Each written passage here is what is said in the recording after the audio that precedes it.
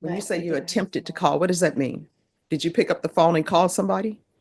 Yes, Who did you call? I called the probation officer. Which probation officer? She vanished for 3 months, cutting off all contact with the court. Her excuse? She claimed she attempted to call her probation officer, but just couldn't make it happen. Judge Boyd isn't buying it. Facing 2 years behind bars, this defendant thinks a weak story will save her. She is wrong. Watch closely as the judge dismantles the lies and delivers a harsh reality check about a life wasted in a haze.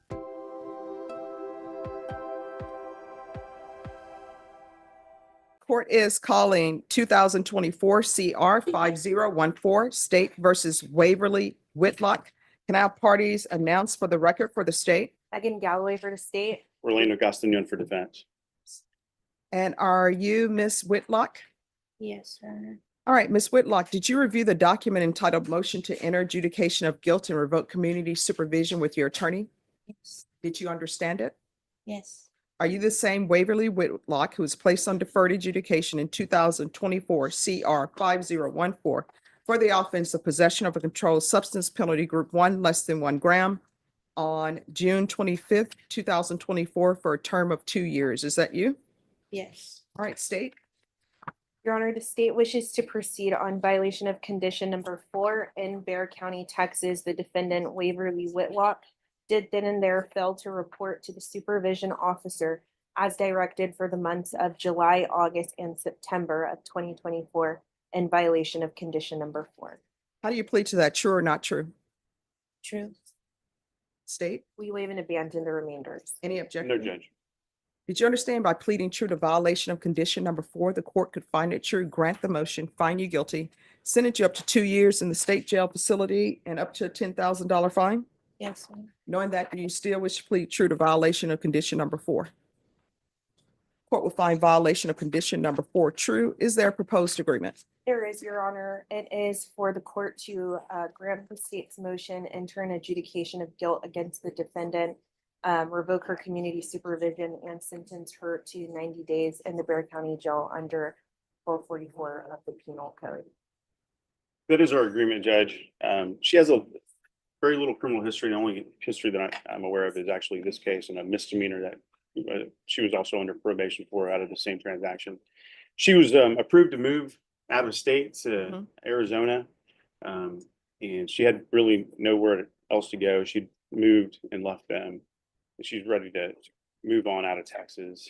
She in fact was living in New Mexico, and that's where she wants to return to and reside. And so she asked that you grant that agreement and allow her to return to New Mexico. The defense says she was approved to move out of state, but then she simply stopped checking in. The court calls that absconding. You cannot simply go off the grid when you are on felony supervision. That is the definition of entitlement. All right, what has she done on probation? I'm not quite sure as to the extent of what she is. All right, do you want to raise your right hand for me? Do you solemnly swear or affirm the testimony you give will be the truth and nothing but the truth, so help you God? Yes, Your Honor. All right, you can lower your hand, state your name for the record. Waverly Whitlock. Just out of curiosity, usually they take jewelry. So is your ring attached to your finger or what's going on? It's attached. Oh, you can't remove it? Can't. Oh my gosh. So is it that it's too small or there's something that you did? Because I know now people are doing those things where you can't remove the jewelry. So is it one of those situations? I gained weight. Oh, okay. All right. So what have you done on probation? I did attempt to call and check in. When but you I say you didn't attempted to have- call, what does that mean? Did you pick up the phone and call somebody? Yes, Who did you call? I called the probation officer. Which probation officer? I don't. Was it Bexar County? Was it in the other county? In Bexar County. Okay. So how did you attempt to, Others. so where did you obtain the number to call? I'm sorry. Where did you obtain the number to call the probation officer in Bexar County? Right. So what else did you do? So you attempted to call. What else did you do? That was it. All right. So I don't She understand. was hardly, I guess, on probation. I don't believe she was on I probation didn't. very long. Yeah. All right, so she hasn't done anything. I don't understand why I would give her 90 days, 1244. She hasn't done anything. Well, so Judge, this would be a conviction on a record, and it would be something that it is a consequence of that decision. And so you're just asking that you allow her to accept that consequence and leave here in Texas. All right. So the court will consider 1244, but I'm not considering 90 days for 1244. So if y'all want to talk about that, you can.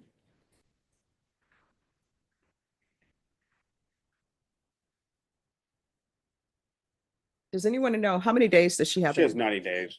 Oh, jail time. yeah, see. Well, so I mean, it would be up to a year in Bear County Jail, Judge. So This is what I will tell you, because you're telling the court that she doesn't have a record. This is a possession less than a gram. I will tell both parties, I will not go as high as a year. So if you all want to negotiate on a time, you can. The judge cuts through the noise. She knows this isn't the crime of the century, but there must be consequences. She refuses the maximum, but she is certainly not letting her walk out the front door today. So Judge, our recommendation is 180 days for. All right. Is that what you're in agreement to? you okay with it? Okay. Yes, Judge. All right. So my understanding, the parties have agreed to 180 days under 1244 at the Bear County Jail. Is that your understanding of the agreement? Yes. Are you asking the court to follow that agreement? Yes. Are you waiving your right to appeal? All right, let me explain something to you. With the 180 days at the Bear County Jail, some people are like, oh, I'm supposed to get 2 for 1 or 3 for 1. I'm not in charge of that. The only thing I'm in charge of is sentencing you. Whatever, if they want to give you 2 for 1 or 3 for 1, that's completely up to the jail. The only thing I can say is I'm sentencing you to 180 days and they can't go over 180 day sentence. Do you understand? Now, what I can tell you is I'm not going to pick up the phone and call the jail and say, I want this person to serve day for day time. You understand? Yes. All right. Ms. Abrams, are you in agreement with revocation? All right, the court is finding violation of condition number 4 true.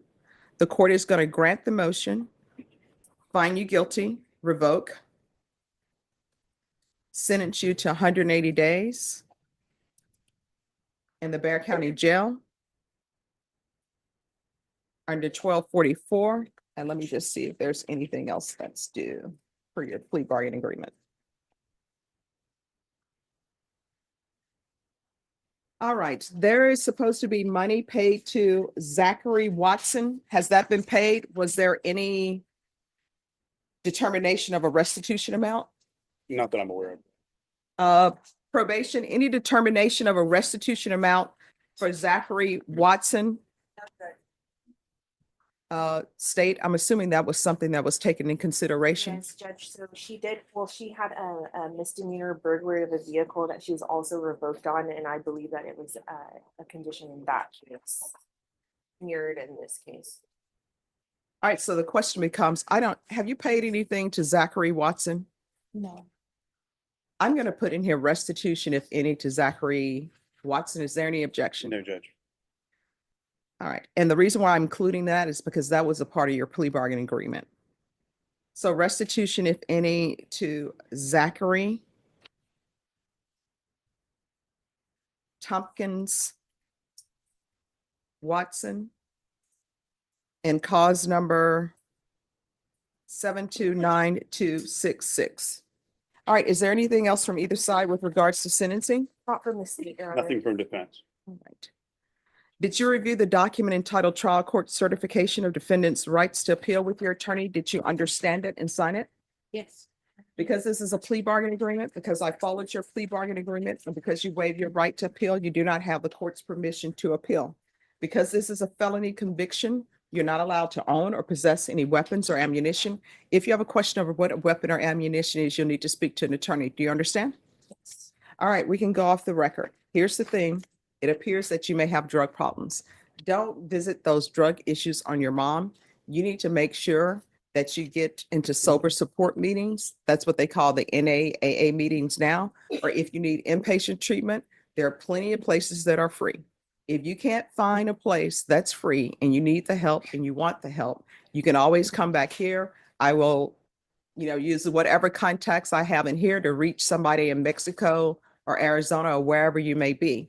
But if you don't get a handle on this and control this, you're going to be picking up more and more cases, and you're going to look up and a majority of your life is going to be passed you by, and it's going to be in a haze. Because how you've been liking the Bexar County Jail. Yeah.